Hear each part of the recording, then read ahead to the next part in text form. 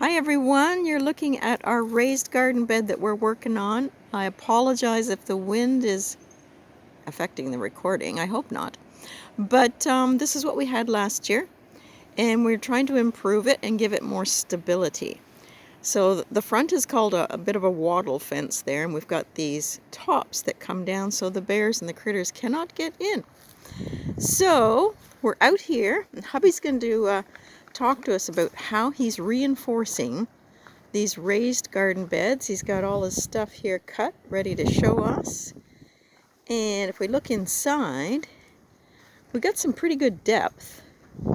And he's got some supports here that he's going to talk to us about. So I'm going to push pause and give him the microphone.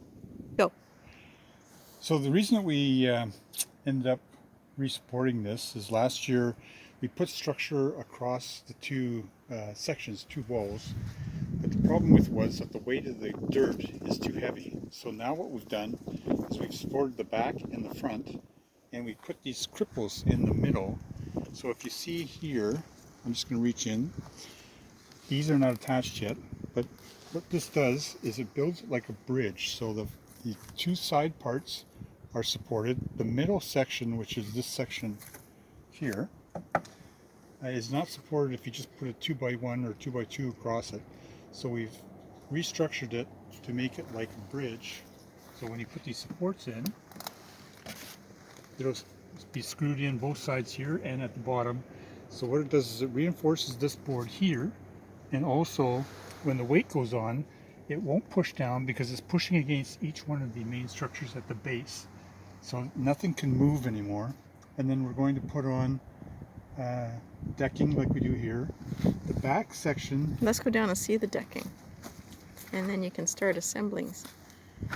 The back section is got holes drilled because there's a 3-inch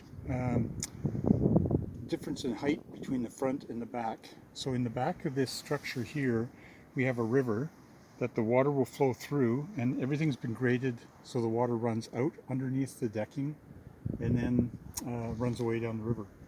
So we've made everything secure now.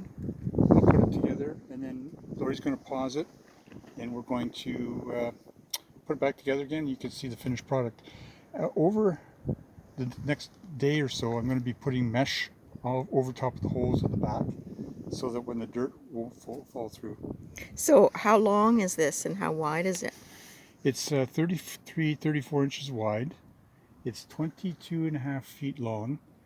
And the depth at the back is going to be 22 inches, and it's going to be about 19 inches in the front.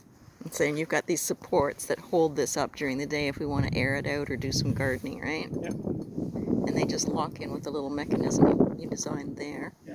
Okay, so let's go down here. I'll pause, and we can get you to start filling.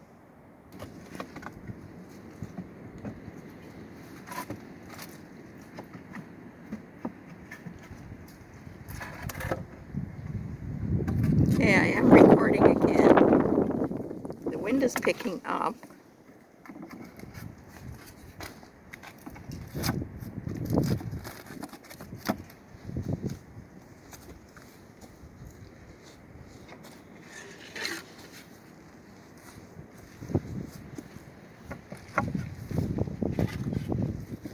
Now all of this top boards, we actually went down and picked up some free pallet material from the local lumber store, and I busted all the lumber apart to make it so that we can have free wood as this decking.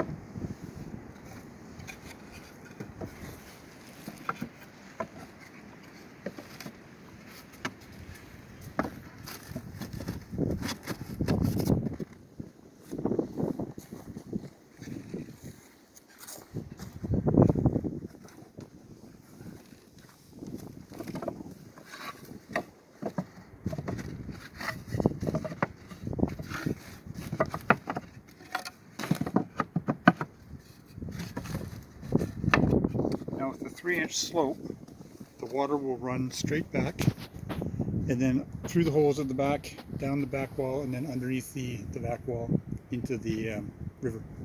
Okay, now you did something different down here with some greenery.